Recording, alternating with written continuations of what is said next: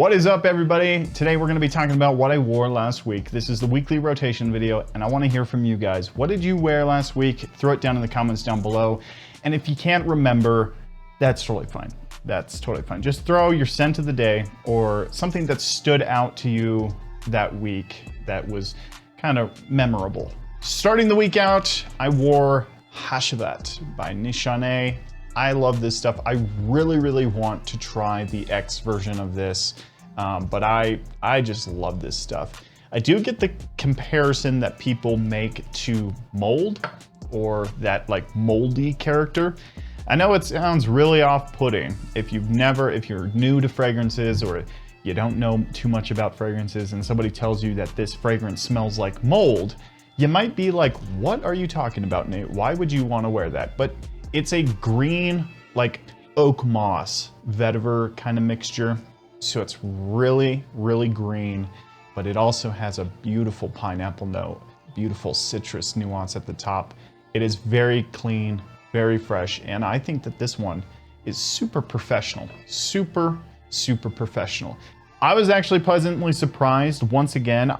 You know, sometimes I don't wear these fragrances for an extended period of time, and then I pick them back up and I spray them on and I'm like, wow, it just like, it brings me back to when I first sprayed it on, first wore it, and I just love this stuff. I really do love this stuff. It is just super oak mossy. If you hate oak moss, it does come across like mold. So I don't think it's a blind buy safe. I think that there are a bunch of different offerings in the whole Aventus kind of DNA that are much better blind buys than Hashvat, but it's a very good niche different version of Aventus. I haven't wore this one in a while. This is Armani Code Profumo? Yeah, Profumo. Forgot the name of it. This is great stuff. This is a sweet root beer smell. Tonka bean, it's just so smooth with the vanilla, the benzoin. It's some really good stuff. So it's like Armani Code DNA, but very powerful, very vanilla, benzoin. It's just fantastic.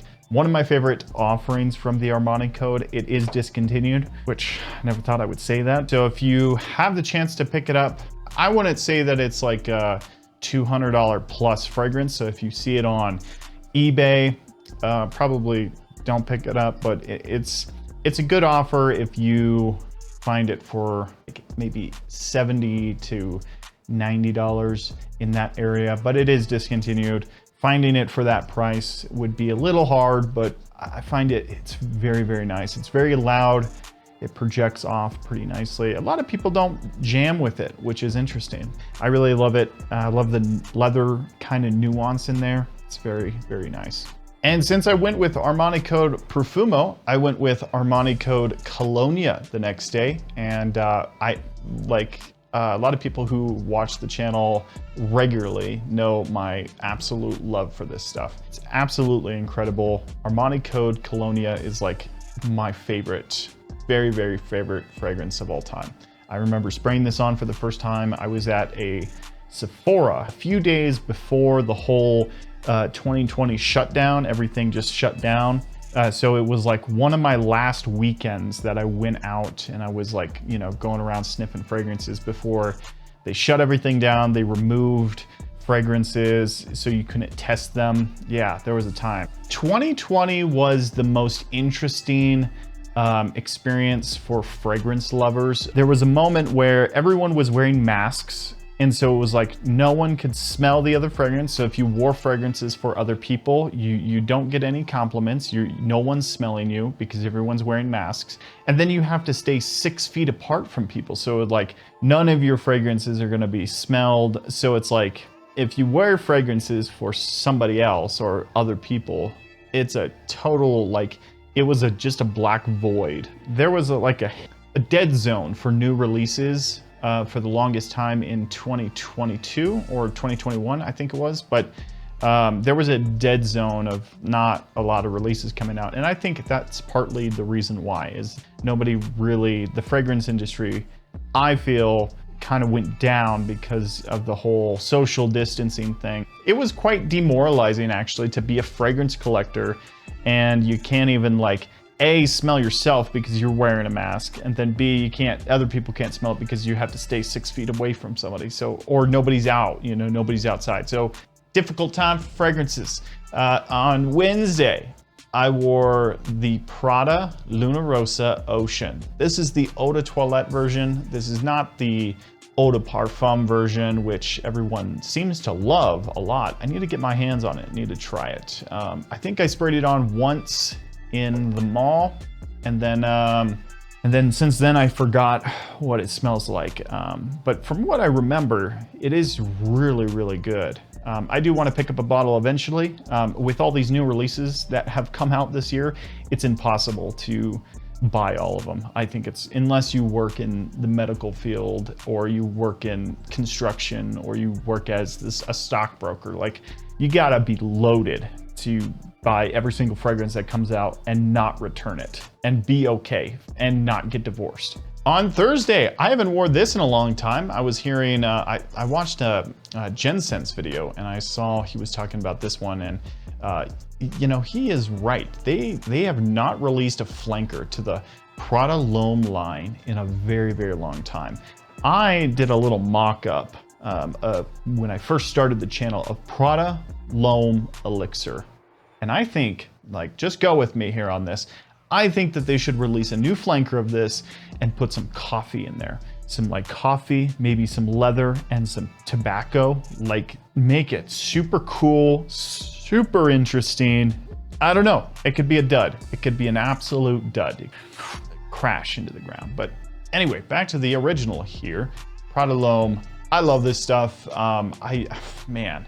It's just fresh and clean, man. It is super fresh and clean, and I just absolutely love this stuff. And this was on Friday. This was on Friday, and Prada Ocean was on Thursday. So I'm recording this today on Saturday, and today I'm wearing Ralph's Club Elixir. I haven't given this one a fair shot yet. I've only been testing it on my hand, just because I have so many fragrances that I'm testing and doing different things with. I feel like I am getting, I feel like I'm falling behind the curve with all the fragrances I'm buying. Like, I buy so many, and then I do first impressions, and then they just sit on my shelf and I buy more. I'm not putting the time and the effort into like actually like wearing each and every one of them and really enjoying the fragrance process. Fragrance collecting now has become so, you know, transactional, which is very disappointing for me. I'm slowly losing my passion for this thing, and I'm trying to bring it back a little bit. Anyway, I'm going on a rant here. It's just fragrance content creator problems, I guess. Ralph's Club Elixir. I'm really liking this. I haven't spent too much time with it today. It's only been like an hour. It smells super lavender. It reminds me a lot of the original so much. And that's what I said in my first impression. So much of the original, but it has the olibium, that's not it. It has the olibanum, the resins, the spiciness that really bring it out a lot, and it's just a richer feel to the original. That's what I feel. It's excellent though. I'm smelling fantastic right now. Fresh and clean, you know, sweet lavender, that sage character with all that dark resin stuff. It's so nice. It is really nice. And this is going back to what I was talking about, being a fragrance content creator. You buy shit and then you just let it sit on your shelf and you forget about it. I have not even looked at this one in so long. This is Ethic by Killer Oud. And there's a lot of fragrances that are just sitting on my shelf that I haven't worn yet. And this is one of them. I am gonna wear this tomorrow, and I'm gonna give it a fair shot. This one is a clone of Epic Man from Amouage. And I was really excited about this one. I was really excited when I picked it up because I love the color green, and I've always wanted to try Epic Man, but I've never gotten around to wearing a full wearing of this one.